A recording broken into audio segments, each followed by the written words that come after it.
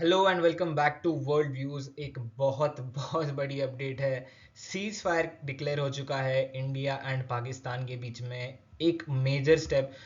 US का बहुत बड़ा इंटरफेरेंस रहा है इस चीज़ में, तो अभी हम वही डिस्कस करने वाले हैं।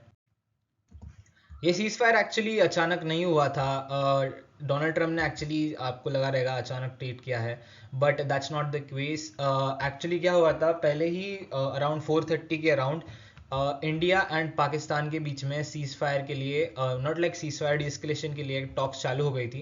तो इस्लामाबाद चाहता था कि पाकिस्तान के साथ बात करे, एंड ये एक्चुअली बहुत दो तीन दिन से चल रहा था। मार्क रूबियो जो सेक्रेटरी ऑफ स्टेट हैं, शायद डिफेंस के हैं, तो उन लोगों ने पाकिस्तान और इंडिया के ऑफिशियल से बात की थी। बट अचानक से ही आज 5:30 बजे डोनाल्ड ट्रम्प का ट्वीट आता है कि after a long night of talks mediated by the United States, I am pleased to announce that India and Pakistan have agreed to a full and immediate ceasefire. Congratulations to both of you countries for showing common sense. ये बहुत ही खतरनाक move था। मतलब इन लोगों ने पहले बताया कि we do not care about India Pakistan relations, फिर इन लोगों ने बाद में IMF का लोन अप्रूव किया, मतलब डायरेक्टली नहीं, इनडायरेक्टली ऑब्वियसली।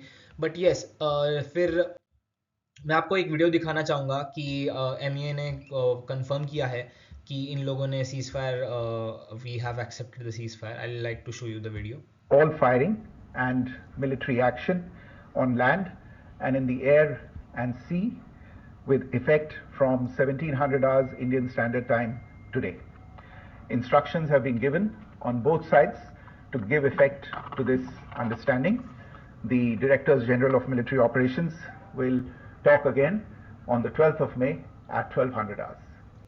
जैसा कि आप सबने देखा, we have officially declared a ceasefire with Pakistan from 5 PM today, and इसके रिगार्डिंग वापस अपडेट ली जाएगी 12th ऑफ मई को बाय द DGMO। DGMO stands for director general of military operation. जैसा कि मैंने बताया, फर्स्ट ऑफ ऑल इंडिया और पाकिस्तान के बीच में टॉक्स चालू हो गई थी अराउंड आफ्टरनून, दिस आफ्टरनून। फिर न्यूज़ आती है कि director general of military operations of Pakistan as well as India, इनके बीच भी टॉक्स शुरू हो चुकी हैं। See, it was agreed that hostilities across air, land, and sea frontiers will cease from 1700 hours IST today. The focus of this engagement is solely on halting military engagements. No decision has been made to hold talks on any other issues or at any alternate locations at that time. मतलब अभी status को maintain होगा, जो है cease fire status को, मतलब the current situation will be maintain. Very interesting update. अभी मैं आपको रीजंस बताऊंगा कि क्या क्या हुआ है। फर्स्ट ऑफ ऑल, अगर आपने वीडियो को लाइक एंड सब्सक्राइब नहीं किया है तो अभी जल्दी से सब्सक्राइब कर दीजिए। मैंने ये टेंशन्स के बीच में बहुत ऑथेंटिक वीडियोस डाले थे फॉर ऑथेंटिक न्यूज़। ऑल्सो बहुत सारे चैनल्स ऐसे हैं जो फेक न्यूज़ फैला रहे थे। So if you want authentic and real news for geopolitics and Indian politics, subscribe this channel right away and yes, press the bell icon. तो the reason for ceasefire, first of all, escalation to missile and drone strikes. मैं आपको बताना चाहूँगा कि exactly missiles and drones तक चला गया था। ऐसे भी रिपोर्ट्स है कि इंडिया के अगेंस्ट पाकिस्तान ने फतेह 1 मिसाइल, बैलिस्टिक मिसाइल्स यूज़ की थी। इंडिया ने ऐसे रिपोर्ट्स आए हैं कि 4 to 6 पाकिस्तानी एयरबेसेस को डैमेज पहुंचाया है, बहुत ज़्यादा डैमेज। एंड पाकिस्तान ने भी रिस्पॉन्ड किया था with 20+ strikes on Indian locations. Civilian casualties बहुत हुई थी, infrastructure damage escalated the crisis. फिर इसलिए US लेड इंटरनेशनल जो मीडिएशन है उसका फ़ायदा हुआ है। अभी जो मार्क रूबियो ये है एंड वैंस, इन लोगों ने इंटरफियरेंस किया। मेरे को लग रहा है रूबियो ने ही मोस्टली किया है।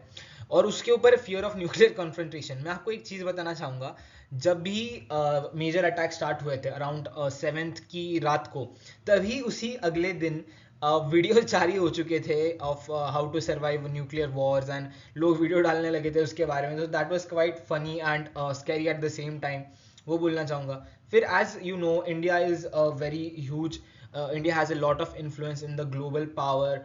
तो इसलिए न्यूक्लियर वॉर ना हो, इसलिए G7, China and UN called for immediate restraint. And मैं और रीजंस बताता हूँ, एक second. as you know, both countries wanted to de-escalate. अगर सीज फायर साइन हुआ है मतलब बोथ साइड से विलिंगनेस है to sign a ceasefire. Also the timing was very bad. The thing is IMF को ये मांगा था लोन के बारे में, तो वो IMF ने दे दिया था अराउंड 1.1 बिलियन अभी, और आई गेस 1.4 बिलियन बाद में होगा. But 1 billion is quite a lot. आपको आप समझ सकते हैं कि यूक्रेन में इतना छोटा कंट्री होते हुए भी उसे फंडिंग मिलते हुए उसने रशिया को ऑलमोस्ट एट पार फेस किया था. It's we know that the whole NATO was supporting indirectly, but still funding से चीज़ें बैलेंस से बाहर जाती हैं. मतलब इंडिया को लगा होगा कि this is a neutral opinion for the cease fire.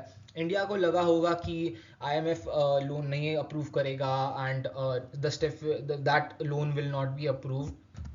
But that's not the case. Both the countries wanted to de-escalate, and due to the reason of IMF loaning to Pakistan around $2 billion, so that was a very very big blunder from Indian side. और एक चीज़ है, अगर war होती है तो both sides they get damage, उनकी economy damage हो जाती है, बहुत सारी चीज़ें फैक्टर में आती हैं. Your alliances, then your enemies, the enemy states of your, the alliances of your enemy state, बहुत सारी चीज़ें. सो इस वजह से as you know India wants to has the goal of 2047 which is 100th year of the independence. India चाहता है कि हम एक one of the most global superpowers में एक रहें. इसलिए India took a rational approach and it went to the way of peace. And as you know India has been following the way of peace, but अगर देखो तुम लोग एक चीज़ बताता हूँ, self defence is very important. You have to arm to self defend, right? अगर तुम भालू को पोक करोगे तो ऑब्वियसली भालू तुमको वापस आके खाएगा. That's what happened with India. So I hope you like this video.